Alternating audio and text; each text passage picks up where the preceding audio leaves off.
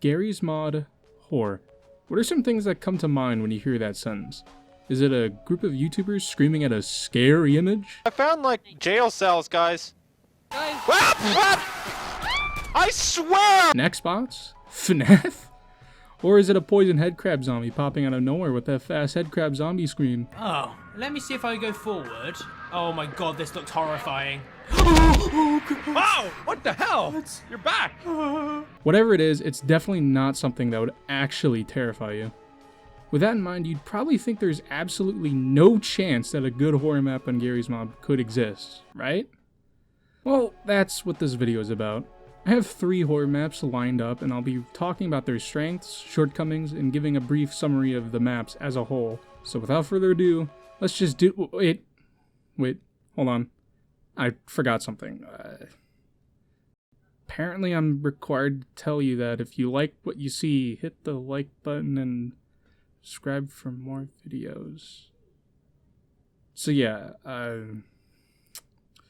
like and subscribe. Let's just get to the video already.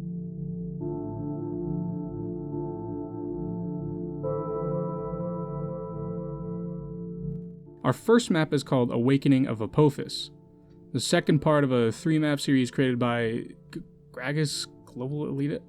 What? Apparently their original name was Sumugu when they made this map. Anyway, the description of the map reads, "The nightmare of materialism, which has turned the life of the universe into an evil, useless game, is not yet past. It holds the awakening soul still in its grip."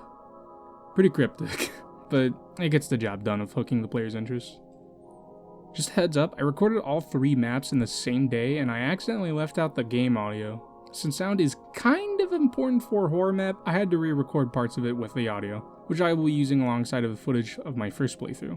I also played Awakening of Apophis without the HUD on, and after finishing the map, I found out that disabling the HUD also disables the dialogue, which meant I missed the whole narrative. I made sure to play with the HUD enabled on my second playthrough. So yeah, let's just get into it. Booting up the map, you start off in a prison cell with a hole blown through the prison door. There's a TV up above with the words, "I am watching," and on occasion it flips to an officer. Already this map is setting an oppressive atmosphere, and it's done pretty well. I'm sure this alone had kids in 2014 quitting out without even leaving the first room, including me. Or maybe that was just because, even to this day, at the ripe age of 18, I am still losing sleep over Slender Man and Sonic.exe, of all things. Whatever, let's just get out of the cell and... okay. The door opens and I enter a hallway with a window of some guy who seems to have a nasty case of being impaled by a million spikes. After a minute, there's a poltergeist jump scare, the screen shakes, some weird stuff happens before the door unlocks, letting me open it and enter the next room. The next room appears to be a hub of sorts with 6 doors. In the room, there's a space in the wall next to a note that says, "Complete evil's trinity, the gate will open, Apophis will awaken." By now it should be clear what the objective is. You have to go into each room to find some pieces that you have to put together in order to open a big door.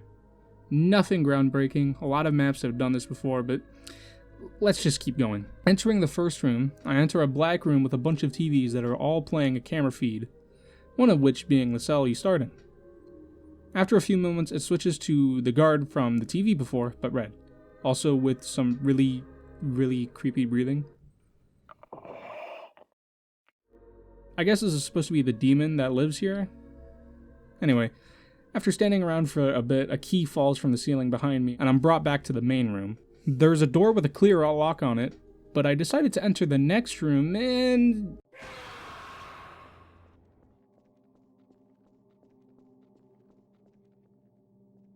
yeah, jump scare. Something I really don't like about any of these maps I show in this video are the use of jump scares. Specifically how they're used. Ideally, you'd want to use a jump scare during moments with a lot of tension, like a release of sorts. But here, it's just used to get a cheap reaction out of YouTubers, which is incredibly lame and just dampens the overall experience. Thankfully, that's one of the only bad parts about this map, so it's not like it completely ruins the experience for me. Using the key on the next door, I enter a pool room with a red glow in the center of the pool. I was kind of hesitant for a moment because I thought there was an ichthyosaur in the pool because of the sounds. Is that an ichthyosaur down there? But eventually I jumped in and found a red circle that goes into a bit of the wall. I grab it and leave the room when the screen shakes. Again. This is another negative that I have about the map. Originally I thought this was supposed to mean something, but eventually I found out that it's quite literally nothing. This is another thing I didn't like about the map. Not only was it kind of annoying to have your screen shake a bunch every 2 minutes, yeah, I counted. It also ruins the atmosphere in some areas, which we'll talk about later. Anyway, I put it in and, oh hey, a border piece that also fits into the wall. The next room I enter has a very weird Dreamcore-esque hallway that leads to a really red room. There's 4 pyramids in the corners and a large structure in the middle. On the opposite end of the room, there's a note that reads, "Red from the Trinity, evil steel and earth, death to the world." On the left side reads, "Only 3 of the 4 can release this evil from his prison." These are obviously hints to help you solve the puzzle, but I don't know if I'm just a smooth-brained dummy or something because I didn't get it at all.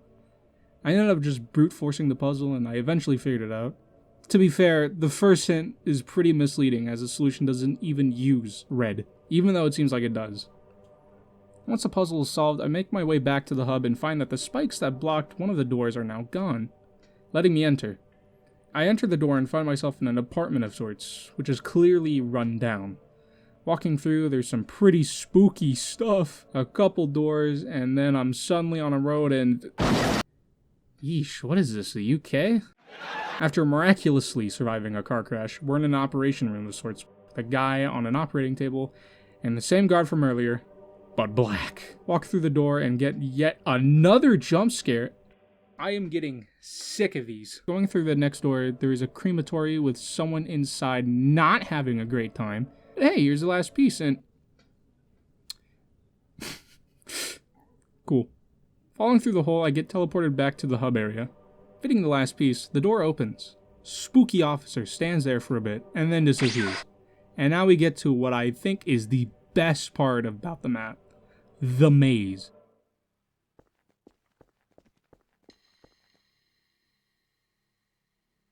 The maze was definitely the scariest part of the map.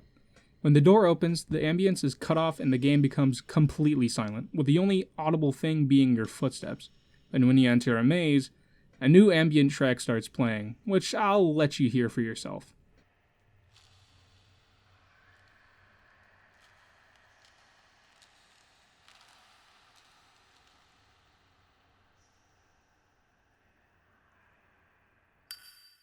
It's simple, but effective at making me feel uneasy. I felt like something else was in the maze with me and it could jump out to get me at any moment. There wasn't actually anything, but that uncertainty allowed some tension to build.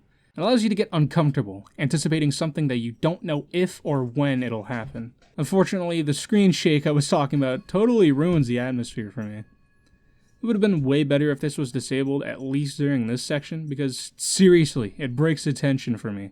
With all that aside, what are you actually supposed to do here? It took me a while, but eventually I figured it out.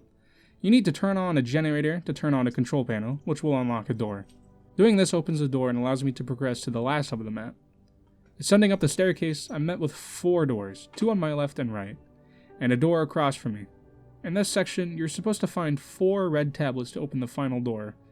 The first room appears to be an interrogation room of sorts, with blood on the floor and a crowbar on the table. I pick up the crowbar, and here's another part where the map falls short. What you're supposed to do is break through the window, which takes 3 hits from the crowbar to do so. The problem is, this isn't communicated at all, and hitting the glass doesn't play any special shattering sound effect to let you know that you're breaking the glass. So most players probably just picked up the crowbar, hit the glass once, thought it couldn't break, and got stuck. Thankfully, I managed to figure it out, and yet another jump scare. Funny YouTuber facecam reaction. Moving on to the next room, you get teleported into a furnished room with a radio that, when played, turns off the ambience and plays a pretty creepy song. During this, some of the furniture gets thrown across the room. Oh, by the way, the cabinet can kill you, so watch out for that. After a while, the ambient music fades back in, and the second red tablet falls from the ceiling. The next room is some sort of facility. This section is also pretty good, because the only thing you hear, apart from your footsteps, is the sound of water dripping down and hitting the ground, which makes this room kinda tense.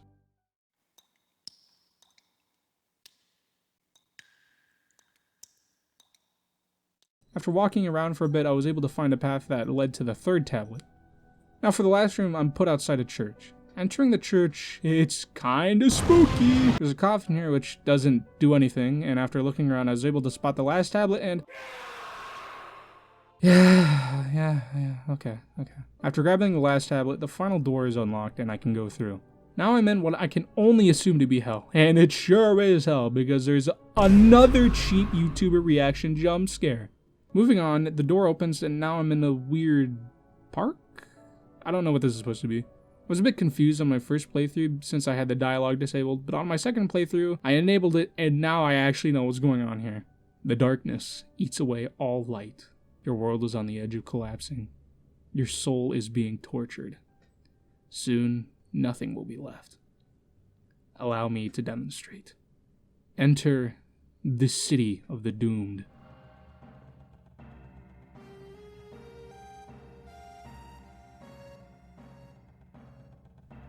And that's the end of the map. Overall, I enjoyed my time with this map. It's definitely a standout compared to other horror maps on the workshop.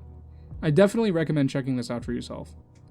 Now, let's move on to the next map, which is GMI's Hunt, Episode 3.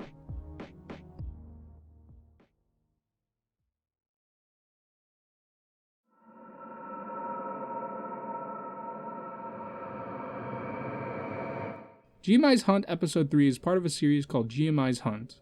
Created by Wolvrinda Vinzuria, I'm not even gonna bother. And some are pretty popular GMod horror maps. The GMI's Hunt trilogy is actually something I'm pretty familiar with. I remember when I was younger, I used to play on a No More Room in Hell server that hosted these maps, and it was a blast. I had fun killing zombies and dying on the platforming section in the first episode.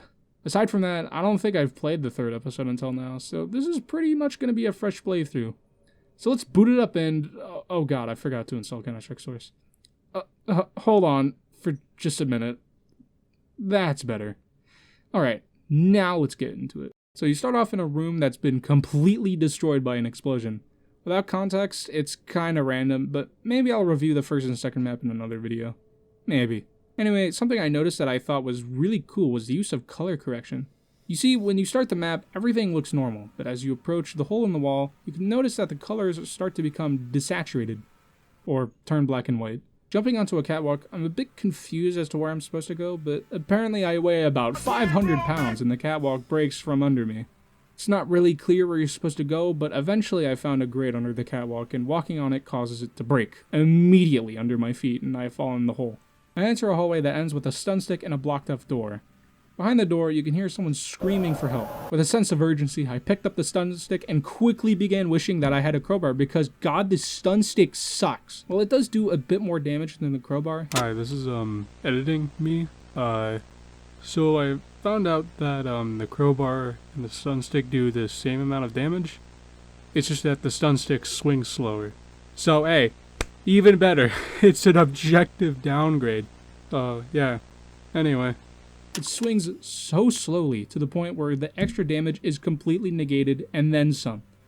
After meticulously bashing my stun stick against a bunch of planks of wood, something that the crowbar could have done much faster, I enter the room and see that the guy who was screaming for help died before I could enter the room, probably because I had a stun stick instead of the crowbar. There's also a bunch of weapons on the table and a bomb that respawn after being picked up, my mailboxes, and one of the battery puzzles of all time. Using my incredulous intellect, I solve the puzzle and activate the power, which unlocks the door which leads to the elevator. Taking the elevator up, there's a dead Combine soldier with a crowbar. Finally, I can ditch the stupid stick and use an actually good melee weapon. Anyway, I pick up a wrench on the floor and more screen shake. Thankfully, it's not as annoying as it was in the last map. I stick a wrench in the power box to open a door and encounter a dead end. I thought I had to use the bomb I picked up earlier to blow the path open, but I eventually gave up and went the other way. Oh no. Another jump scare. This map has a lot of jump scares, and I think you all get the point, so I'm just not going to include them unless I have to. Going the other way, I break a few boxes and make my way towards the door to the... Just kidding! The ground under me somehow breaks and I end up falling down into another area. Flipping the switch, a section of the floor opens and 3 sockets rise from under it. Another thing I like about the map is that it uses markers which either tells you what to do, where to go, or points to important items used to progress. For here, we need to find 3 crystals and slot them in here. The first area seems to be a cave with a dead zombie dangling from the platform above. I find the first crystal and I go to exit the room when suddenly the exit closes and some zombies spawn. After clearing them out, the door opens and I can continue. The next area has Corpse01.mdl sitting in a chair with a dude crying in the corner. There's also a crystal right next to the chair. I try to pick it up, but then the person in the corner suddenly turns into a white woman. Since I'm a gamer, being in the same room as a woman causes me to take damage, and I have to stay out of sight until the woman disappears. Once she does, I'm free to grab the second crystal and place it into the second socket. The last crystal is a room filled with a bunch of junk. I struggled to find it for a bit, but eventually I was able to, and I put the last crystal in the remaining socket. After that, a machine descends from the ceiling and shoots beams at the 3 crystals. This causes a secret passage that leads to a portal, which leads to another room with a button hanging from the ceiling. Activating the button starts a holdout sequence where you have to fight off a bunch of headcrab zombies. These sections are actually pretty fun and don't last long. However, you can completely trivialize this section by just blocking off the portal with the boxes that are scattered around the room. Doing this, the zombies aren't able to get to you, so you're able to freely turn the valve and open the door. Climbing up a few ladders, I hit the checkpoint and drop down a hole into a small parkour section with acidic water that damages you if you step in it. Me being me, I bonked my head against the wall and fell into the water anyway. In the next room, there's a pool of normal water and a bunch of supply crates. However, walking further into the room, a uniform row of goofy creatures phase through the wall and kill me immediately. What you were supposed to do in this section was go into the water and duck to avoid being killed, but for some reason that thought didn't go through my head. After walking all the way back and breaking a few boards, I enter a section with some normal supply crates and red supply crates. I don't really know why these are red, they're literally just normal supply crates. But anyway, I get to a locked door. Since there's no other way to open it, I plant a bomb and quickly get away before I have another embarrassing death. Once it explodes, I climb up a ladder and enter the next section, which appears to be a facility or something. I don't know. I go through the gate, flick a power switch, and then go enter a vent. Breaking open the other vent, you can see a body just falling to the ground. I have no explanation for this, it just happens. I leave the vent and enter a computer with some health and suit stations. I found a locked door that I needed to find a way to open. There's a path to the left that leads to a mine of sorts, which is blocked off. Thankfully, unlike Awakening of Apophis, there's a missing piece at the top which indicates that this can be broken. I break through and enter the ruins where this happens.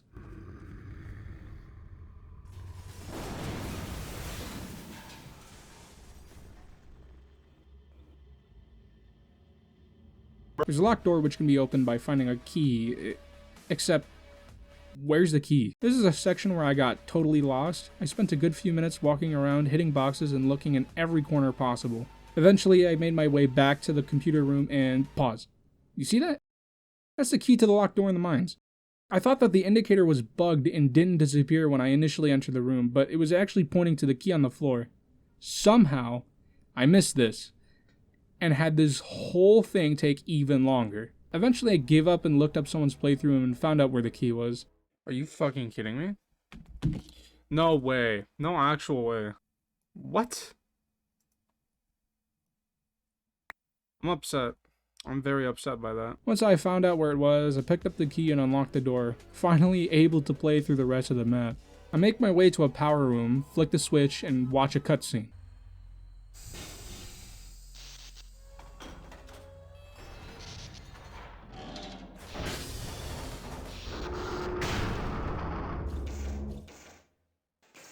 After that, You're really pissing me off! Cool. Cool.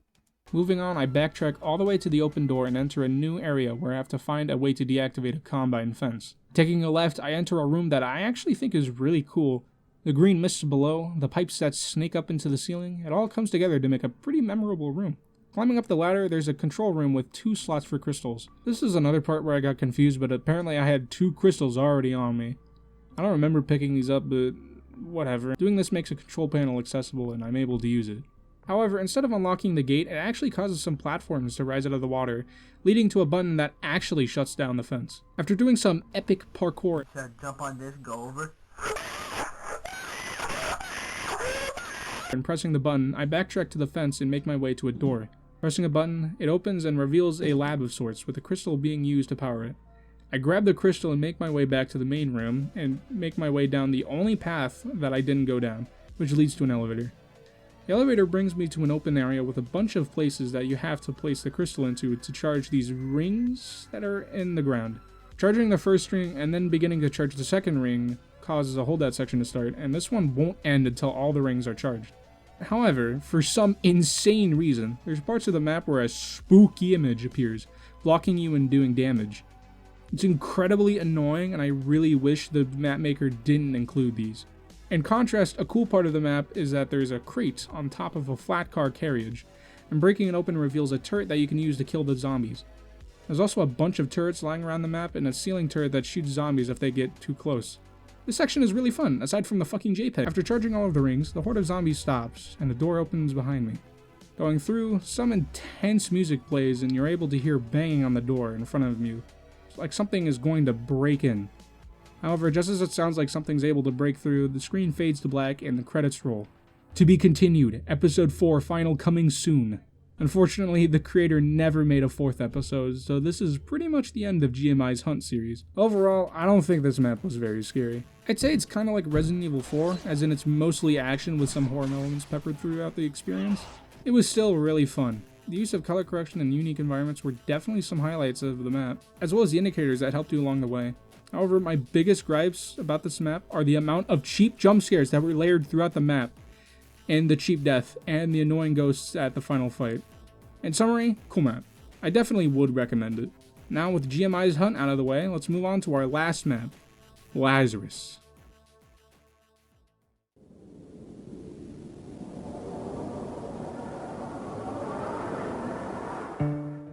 Lazarus was created by someone named Boggington and was released in late 2022, which actually makes it the most recent map out of the 3. When I saw this, I had high hopes, because we're finally out of the jump scare mania that was the early 2010s. Maybe we can truly see what peak GMod horror is. So I actually played Lazarus a bunch of times. The first time I played it, I didn't really get it, and after the next few, I got incredibly frustrated. So frustrated that I was originally going to dedicate this part of the script ranting about how bad Lazarus was. But when I went back to get footage that actually had game audio, I did another proper playthrough and I actually get it now. And boy, I'm so glad I did, because this map is probably the best out of the 3. It still has some flaws, but I definitely have a better appreciation than before. I'm going to be explaining what I understand about the story of Lazarus while intertwining my thoughts as well. Also, the way this section is written is going to be a bit different from the other maps, since I have more to work with here. So with all that, let's get started. Lazarus starts off in a dimly lit gas station with you playing as a character that I'm just going to refer to as Buddy. I don't think they actually have a name, that's what they're called later on. Anyway, you seem to be mid-conversation with a coworker named Rick. Rick needs to go home early and he asks you if you're able to close the station. I guess you telepathically communicate with them because he just continues like you gave an answer. Rick says his goodbyes and walks out the door. Once he's gone, you're tasked with stocking the shelves with soda and checking the bathrooms. But after stocking the sodas, a stranger walks into the gas station and says, "Young man, a second, please." Yes, how can I help you? "It is he who weeps the most for you. Oh, I think you've dropped a soda can back there." You pick up the can and turn around to see that the man disappeared. Buddy doesn't seem weirded out by the fact that a guy literally just disappeared, but whatever. You make your way to the bathrooms and see a note from Rick on the door to the men's bathroom, which reads, "Don't worry about locking up. I already checked them." Smiley face. Why anyone would write a smiley face at the end of a letter is beyond me. But as you approach the employees only door, something strange happens. Cans fall on the floor, and the radio that was once playing calming music by Drake is now playing in reverse. The front door also opens on its own, and approaching it will cause it to close. Things are getting weird, so let's just get out of here. You enter the employees only room and grab the key, but when you grab the key, this happens. The gas station becomes completely dark. You figure it was just a power outage and leave the room to investigate. Something cool I noticed about Lazarus is that you can barely make out someone ducking behind the shelves. It's hard to miss, but when you notice it, it's all the more eerie. Anyway, oddly enough, the lights outside are working just fine, and the radio is still working. Approaching the front to investigate, a figure runs up to you and presses their face against the glass, which causes a jump scare to happen. I know I complained about jump scares in the previous section, but this jump scare is one that I actually don't really mind. There's no screaming, just the face appearing on your screen for a moment after you hear the figure press against the glass. It's not that scary, but with how tense the atmosphere is, you're left open to be actually scared. Anyway, this causes Buddy to freak out and you start making your way towards the back door. On your way there, you notice something going on in the bathrooms. After that, you make your way through the back door and somehow end up in a basement, which apparently was part of the house that Buddy used to live in. A few moments later, the door locks behind you and the radio turns on.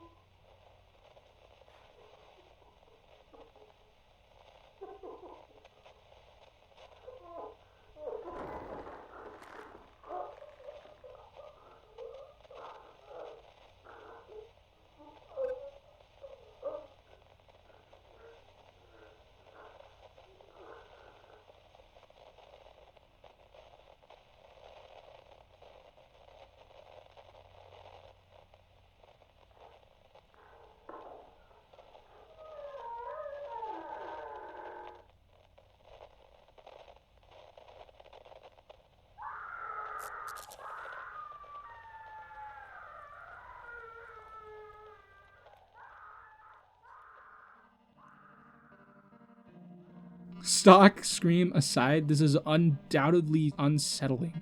You can hear someone being strangled, or something else happening to someone. We'll come back to it later.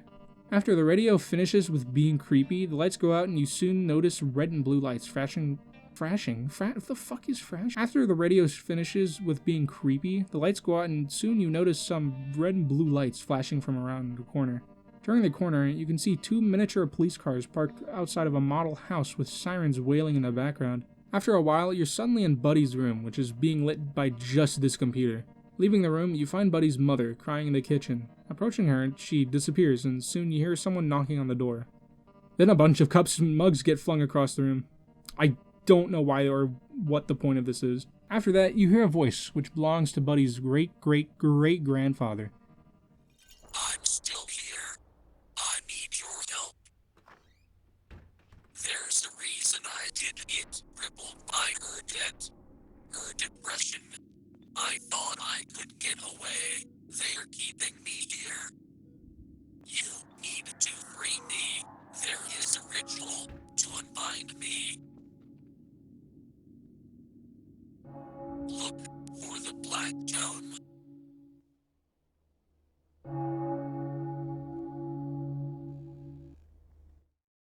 You suddenly find yourself in a graveyard with graves all around you, a pile of books, and a skeleton sitting against one of the graves. For some weird reason, the skeleton tries to suck you in. I have no idea what this is supposed to do or represent. Anyway, making your way through the woods and... this one has no excuse. Why is this here? Let's just move on before I start ranting again. You soon stumble across a church, and entering it, torches suddenly become aflame and lighting up the area. There's a gathering of people, whispering words that are impossible to understand. You make your way behind the altar, and you hear Buddy's great-great-great-grandfather say, They require the black tome. We all require it to become free. Interacting with it opens a trapdoor which you can then fall down into a parallel world. This world is bizarre. Everything is upside down, and the roof that was above you now has a pool of water. Making your way to the entrance and struggling to jump up this ledge, you step out and immediately notice that the world is distorted. The church you just walked out of is now the ground you stand on. Around you is a bottomless abyss that if you fall down, you get taken to the house from before, except it's charred and decaying. You see your great-great-great-grandfather sitting on the couch in front of a fire, who Buddy talks to. Okay, I'm signing it now. Thank you, my great-great-nephew. Your sacrifice will let our legacy live on forever. What? Why did he call Buddy his nephew? He's supposed to be his great-great-great-grandfather. Whatever, maybe it was a mistake. After all, the creator is from Bahrain, so English isn't their first language. Anyway, you explore the room for a bit and quickly find out that you can't go anywhere. All the doors are locked, and the only one that isn't leads to a pitch-black room. So where are you meant to go? Well, the answer's simple. Nowhere. Yeah, as good as Lazarus has been so far, this mistake really sours the experience, and it's such a surprisingly simple and blatant mistake that I'm absolutely flabbergasted as to how this hasn't been fixed yet. You see, this right here is the bad ending of Lazarus, but you would have never known that because there's no credits. You heard me, right? No credits. There's not even an end message that says, "You got the bad ending, try again." There's literally nothing to tell the player that this is the bad ending, so when you get here, you're just aimlessly walking around and trying to figure out where to go, when in reality, there's nowhere to go, because this is the end of the map. It might sound like I'm making a big hoopla out of something that doesn't matter, but trust me, it does matter. Looking in the comments section of Lazarus, you can see a couple of people who were just as confused as I was when I first played the map, and the creator doesn't really do a good job at telling people that either. This whole thing was the reason why I was originally going to give Lazarus a bad review. When I first played it, I restarted the map 3 times trying to figure out how to get to the good ending, but couldn't. If the creator had just added a credit sequence to the map, or outright said that in the comments or the map description, they would have saved many players, including me, from wasting so much time and being so frustrated. So, if this mistake is really that detrimental, then why am I giving this map a good review?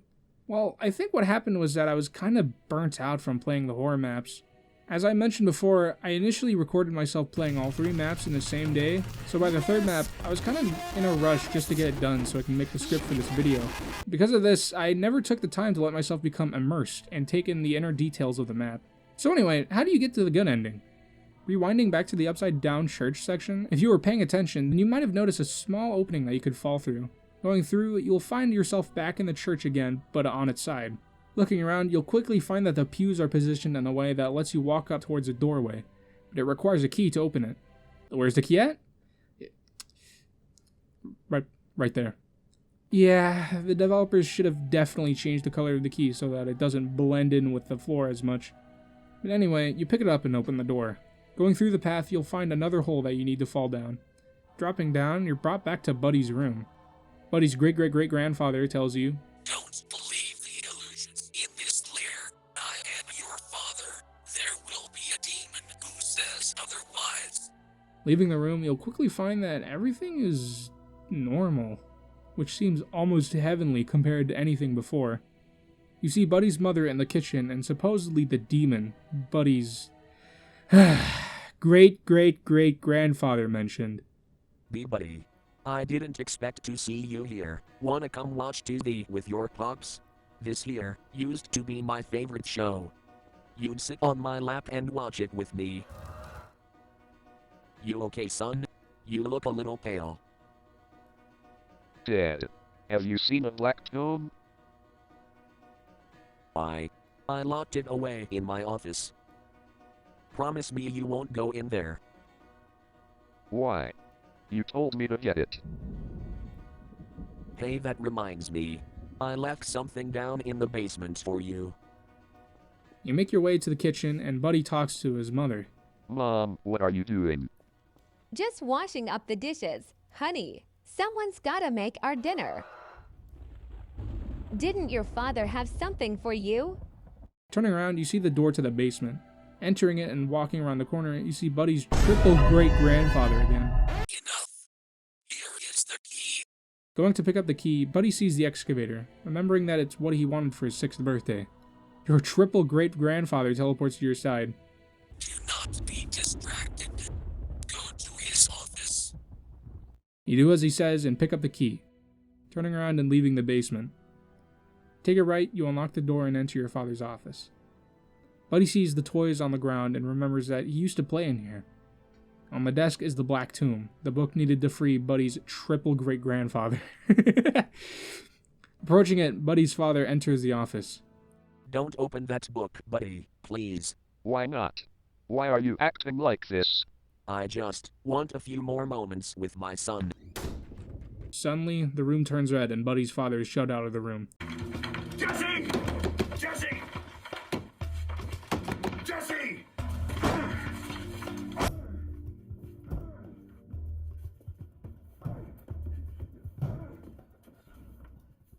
The door slams shut, keeping him out of the room. Buddy's triple-great-grandfather appears in the room. It's time. Don't my sign it, son. please, Buddy. Sign your name in the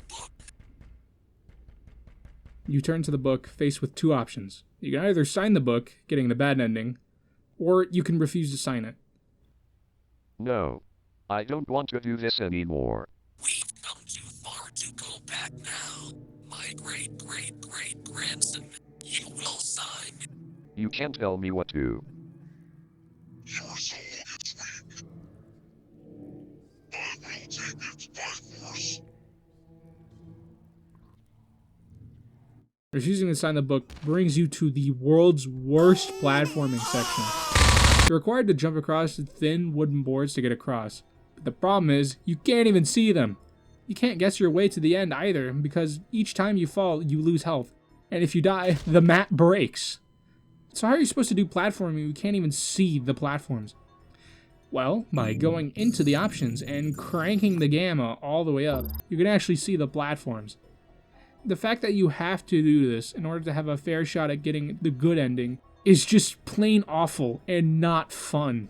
But anyway, doing some platforming, you make it to the other side. You can hear Buddy's triple great-grandfather begging you to return. But you refuse and enter the bright doorway. The light fades away. You're back at the hospital. This time, everything's normal, and you see Buddy's father sitting in a chair in front of you. Are we out? Buddy, we're out. I'm so happy. I know this is weird, but the hospital needs you to sign the release forms. They'd be upset if you didn't. Ha ha ha. You go to sign the release forms. Now take a deep breath. Everything's over. Just kidding, you actually signed the Black Tomb and now you're stuck in hell. Great job, here's your gold sticky star, champ. Okay, the actual ending is just turning around and walking out the door. After walking out the door, you're brought back to the gas station. Everything's normal. You can finally go home and do whatever it is you people in the working world do. Taking the keys and interacting with the black door, the screen fades to black, and that's it. Like I said before, there's no credits, so your reward for doing all of that is just a black screen. Very epic. Now you might be a tad bit confused as to what just happened, so let me try to explain the story of Lazarus real quick. I'll try to be brief because this video is long enough as is. So here's my interpretation of the story.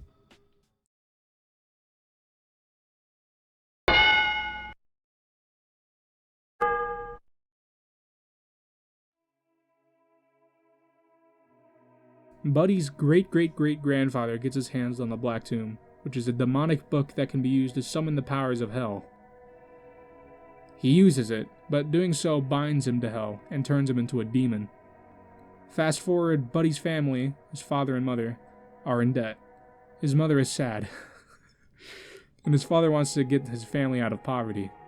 To do this, he turns to the powers of the Black Tomb, hoping that it could somehow save them from their situation.